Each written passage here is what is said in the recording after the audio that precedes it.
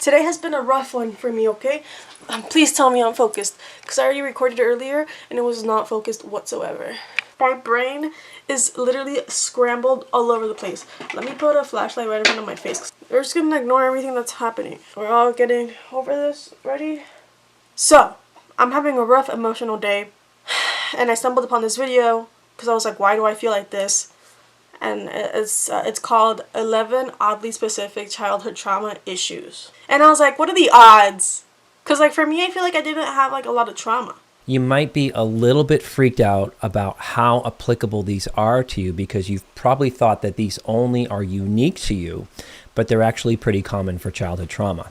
So let's just get into it. Here you go. You might feel an impact from some of these, but just to let you know, I see these as really normal reactions. Normal reactions, everybody. That we have Take going notes. on. This is all normal. For growing up in an abnormal development. So number one is something that I call emotional delay. Emotional delay is when an emotion about something takes several hours or even a day to catch up with you. So there's the event. You're calling me then slow. Then there's you in the present, and then there's the emotions kind of catching up to you in the present. Okay, not it. Dude, how? I mean,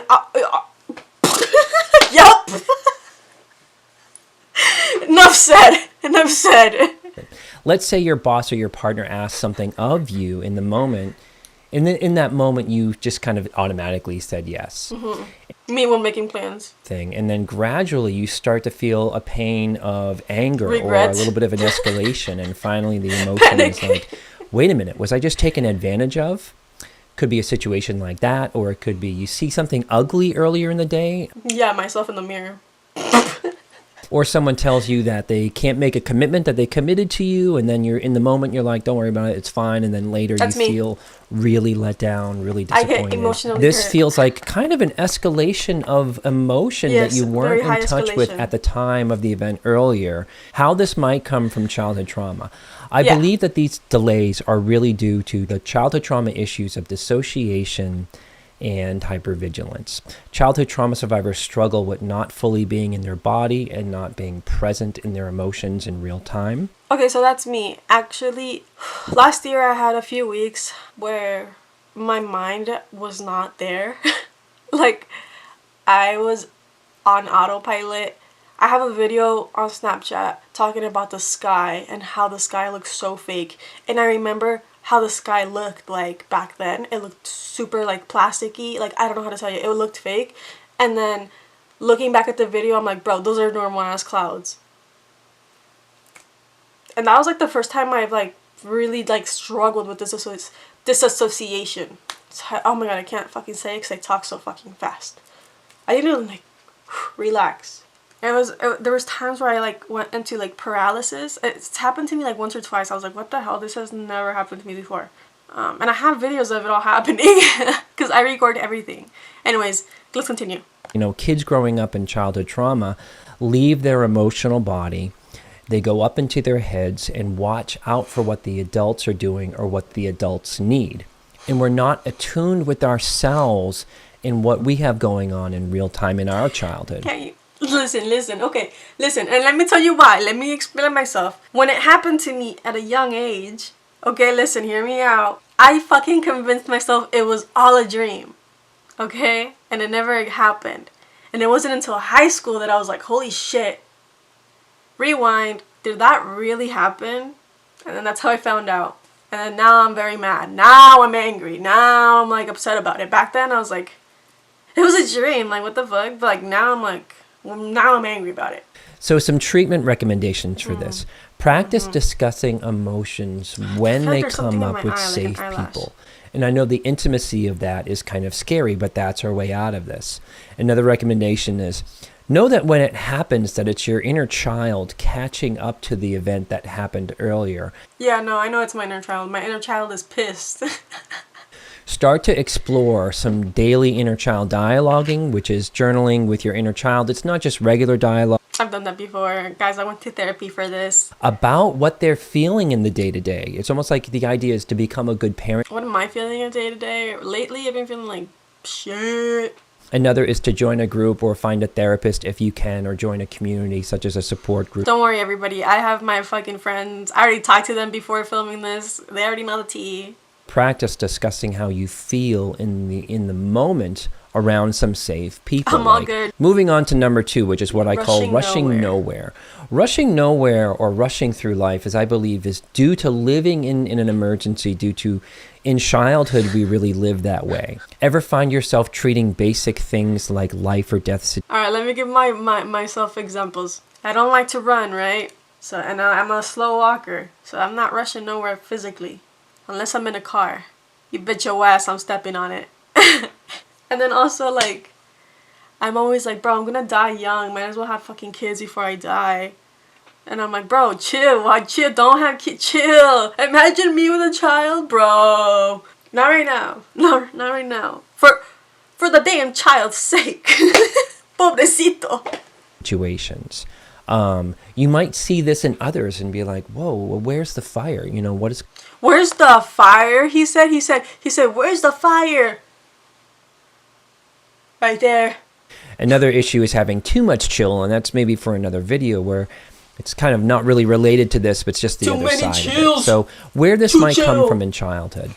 Shame and hypervigilance can make us rush in living in an emergency because they're running from the possibility of making mistakes and looking... I'm worried about the possibility of dying young.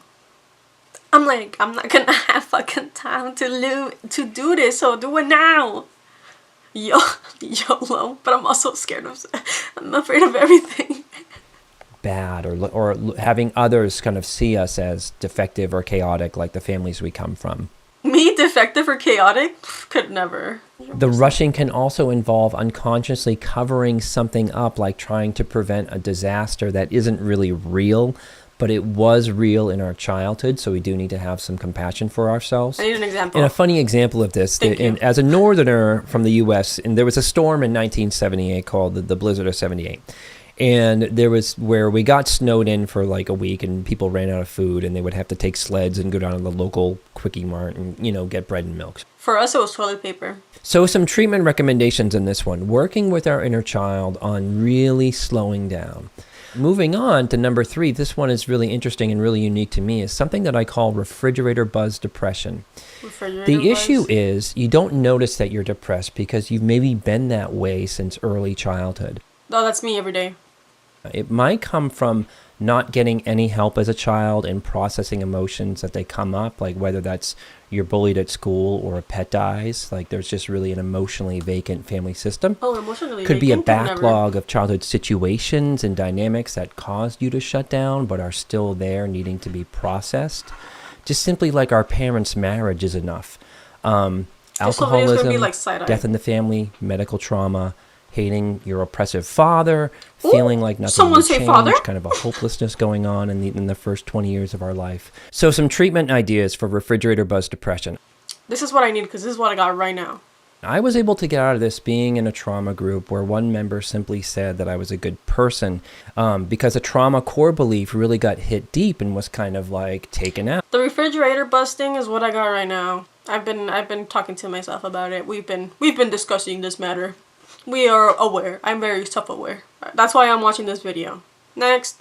Moving on, related to depression, is something that I'm called being tired as a trigger. Yes. This one's really not too complicated. It simply means that because as soon as I touch that bed, I ain't coming back up. For depression or failing. Like getting tired is a bummer for us. I don't know if anybody else does this or if it's normal or not, but oh my God. Dude, I want to cry. Right, so when I come home and I have stuff to do, I make myself do everything that I need to do while I still have the shoes on. Once I take off my shoes, I'm settled in. And we can confuse being tired for failing, like not being good enough, or it's again a feeling like we might be abandoned if we're not up or something like that. Oh my God, that right there. He said that you get triggered when you go to sleep. Yes, I do. It's like somebody just fucking proposed to me. I do. I remember as a kid, I would like go up to my mom and like if she wouldn't cuddle me, I would be like, she doesn't love me. And I would tell her, I'm like, wow, you don't love me. And I would turn my back on her into the corner and I would cry myself to sleep. Not even bullshitting you. I would make myself cry to sleep. That was like an every night occurrence. Man, oh man. And then they're like, wait, she's had issues? The fuck? Baby, I came out the womb with issues. Come on, I'm telling you. You think I'm making this shit up? I still do it. I still cry myself to sleep. Matter of fact, I was gonna do that earlier. And I didn't do it because I couldn't go to sleep. I wasn't tired enough. Moving on to number 5 is something that I call chameleon but don't mix. Certain friends can't know about certain friends. This one isn't just about being a chameleon where we can change vibes and personas to fit in. I just really think it's many of us kind of can do that growing up in childhood trauma because we don't really have our own authentic sense of self, so we can just take on a whole bunch of personas. It's a skill of adapting, but we struggle with knowing what our real identity is to not being able to develop one in safety like other healthy kids might be able to do that. For some reason, we have issues around coworkers that we like then it gets awkward. Not meeting our outside friends. Like we tend to compartmentalize a little bit, or there's something going on there. We might be hiding about intimate secrets and things like my dad works for the government when the reality is my dad your dad works at a sewage treatment plant and you're hiding some kind of reality there. And surviving trauma can be about keeping things separate, to not hear criticism from one party to the next. So that might be some reasons. So some treatment ideas for chameleon but don't mix. Start to take some risk and simply introduce others to each other if you have different friends. I have to introduce others to others. I've been doing that. I've been introducing my friends to my other friends. Yeah, I've been doing that. Moving on to number 6. This one is a big one. Something that I call on-the-spot dissociation. Being on the spot. On-the-spot dissociation. Before he even gets into this, let me just fucking say, I have so much footage. I barely started filming like a week ago and posting regularly, whatever. I have so much fucking footage of me spaced out. It's ridiculous. Oh my god, wait, let me make a compilation of me spaced out, like real time. But like, later. That's embarrassing. Oh my god. Anyways, continue. To that attention or presenting feels like an attack and we might leave our bodies or we're in danger.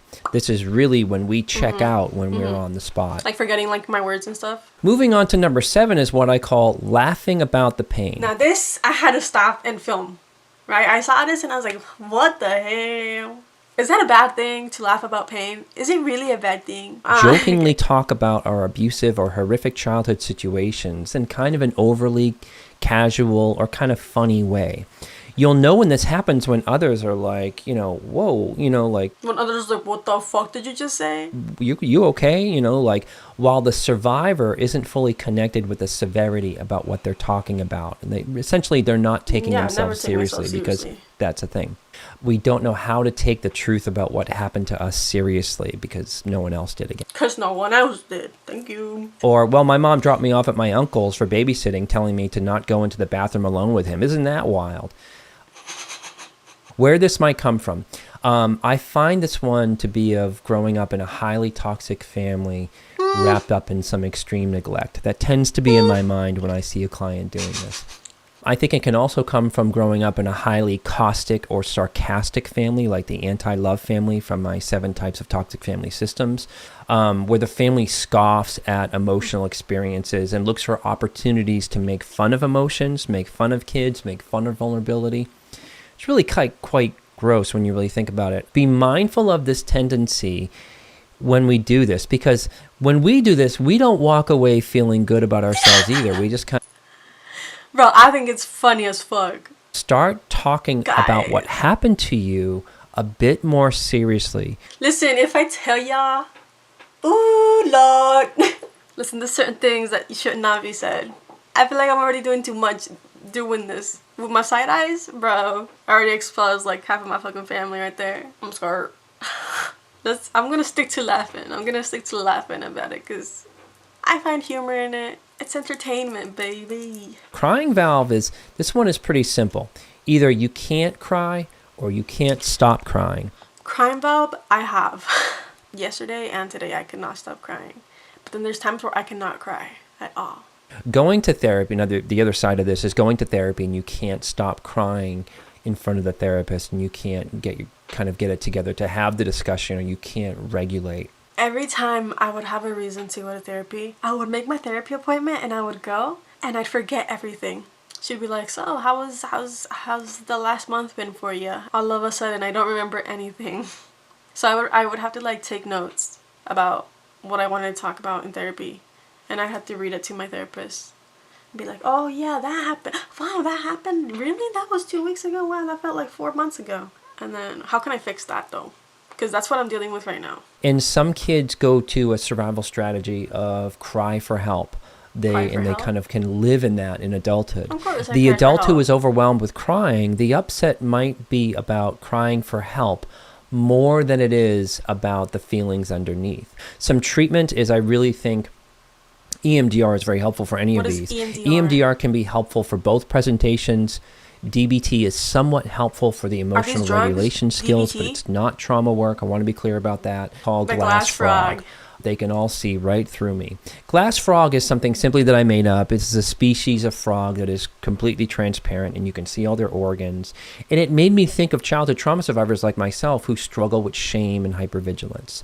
The idea is the feeling of being completely transparent when you are social, when you're around others. Like you go to a coffee shop and it feels like they all had a meeting before you got there about how about how you're a loser, how you suck. This is what I would experience when I would go. This wasn't exactly conscious. It was just feeling like they were just like, it was feeling like being raw and exposed. That glass frog feeling I have, first of all, I am a glass frog, right? I overshare everything. This is the whole point of me filming everything. This is the point of this video, actually, because I'm here to overshare. But not only in that way, like, I hate crossing the street. Every time I cross the street, I get anxious. I literally got chills. Oh my god, like that freaks me out. Like, bro, I don't know damn well people are watching me being like, damn, look at that fat ass fucking walking the streets. That's really the thoughts that are going in my head right now. I don't know, just humiliate myself. I don't know. Anyways, I know what he's talking about. You know, it feels like being totally exposed to the world. Shame, hypervigilance. The hypervigilance is being so focused on what other people think. Where it comes from. Children think the adults are almost omnipotent, and they, you know, like when you make a mistake in the bathroom in kindergarten, it's almost like you almost unconsciously assume that other people already know. Listen, bro, one time, this was recently too, last year, bro, I fucking broke into some place in the middle of the night that I had access to, but I know I shouldn't have, you know, gone there in the middle of the night to use the restroom. What I call sideways grief or rage. You're probably familiar with this one. Emotional, kind of sappy commercials that come up, seeing kids get what they need in their own childhood, like when you're out and about, seeing happy couples. You may have some grief or big chunks of sadness that kind of comes out sideways. Yeah. I see videos on TikTok or like on Instagram of like, he's like huge romantic gestures. There's a trend right now going around. It's like, come outside and start recording me.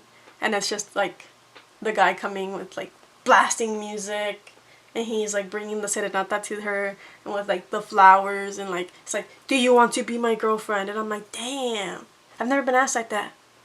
Never been asked. I've dreamt every single fucking night about it. If I see a video of like a boyfriend that like writes a love letter or something, I'm like, I wish my boyfriend did that. But no, I don't know what it is. Men just don't do that no more. But I do realize it's petty of me to think like that. Where it comes from in childhood. Really, my mentor, Amanda Curtin, talks about this reserve well, a literal well in us of pain, grief, all the situations that are still unprocessed that happen to us. It's really like what we're struggling with this well. And it pops up. It comes out sideways when we get triggered. Rage can come out sideways from that kind of a thing when you see people kind of getting the shaft or not being protected. Let me tell you, bro. Never mind. The pain of not being in a sane and connecting, loving family. That's where those sappy commercials about grandma, you know, they pick grandma up and they in a snowstorm because they want to have Thanksgiving with her. And I'm not even listening to the video anymore. I literally paused it. Oh, okay, why am I crying? And literally, like, I wasn't even thinking about anything. And then my eyes just fucking swelled up with tears. Dude, it happened to me so bad at work one time. Oh my god, I had to leave. I was like, listen, I'm fine. But I cannot stop crying. Sometimes I feel like I'm going insane. Anyways, let's continue as I cry. Don't mind me. This one's very important. Something that I call waiting games. I will do X after Y takes place. That's me. I'm literally like, I'll quit smoking tomorrow morning. Come on. Or I'm like, alright, tomorrow morning I'm gonna wake up at 5 a.m. and I'm gonna go to the gym. And I'm gonna do cardio. For more than 5 minutes. Oh shit. Yeah. Okay, why though? Why does this happen? So waiting games are really evidence of being in our inner child who is very accustomed to waiting for things to get better on their own without really taking any action. As a side note, that's my favorite definition for a codependent person. Someone who doesn't take any action and is just waiting for things to get better. Don't take that as criticism. I hope it was just very helpful about that definition. Those are terrible, awful, stuck places that feel impossible to get some movement on. I've been there. Yes. He just said codependent. And I like how he apologized right after. Listen, Patrick, you're good, honey. Don't worry. I'm not gonna take it personal. I'm a changed woman, Patrick. No, I am very codependent. I did grow up very codependent on my parents. Very. There's a really big age gap between me and my brothers. Not only that, but I'm also the only girl in the family. So obviously they were like, damn, we already got the whole package with this one. Nah, they're probably like, bro, that's as much as we can handle. That's enough, Lord. That's enough female in the family. That's enough, Lord. That's enough emotions, Lord. Get these women out of here, Lord. All my issues are always taken care of for me. And it sucks. I wish my parents would actually listen to the people that were like yelling. Not yelling, but like telling them. The people that would get mad at me for like not washing my dishes or anything when I was a kid. So yeah, anyways, I'm very codependent and I am working on it. I've noticed it, I'm working on it. Experiencing emotional abuse in childhood where you're taught that you're not good at getting anything done, or you believe that because you're neglected and you're overwhelmed, or you're emotionally shamed for being an F-up child. Bro, every time, listen, that would piss me off too, because like, everybody was like, dude, let her wash her dishes, like, just let her grow up, you know, whatever. But then they would also be like, there she goes, not washing her plates again. And I'm like, bro, I literally turned my back for a second to get some more fucking dirty plates or something. I don't know, like, it's like, I don't know, you can't win. If I would put away the blankets, right, they would be like, that's not how you fold the blanket, this is how you fold the blanket. And then they'd do it anyways. So then I'd be like, okay, so why the fuck am I gonna do it? If they're gonna do it.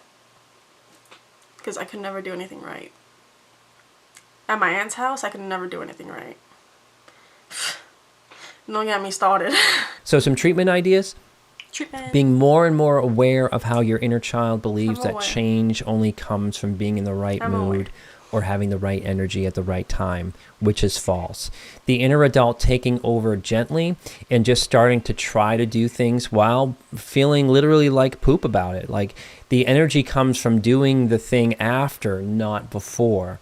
Listen, I did not think I was going to hit every single one of them. Because I saw the first 20 minutes, so I was like, alright, I for sure got the first few, that'll be funny.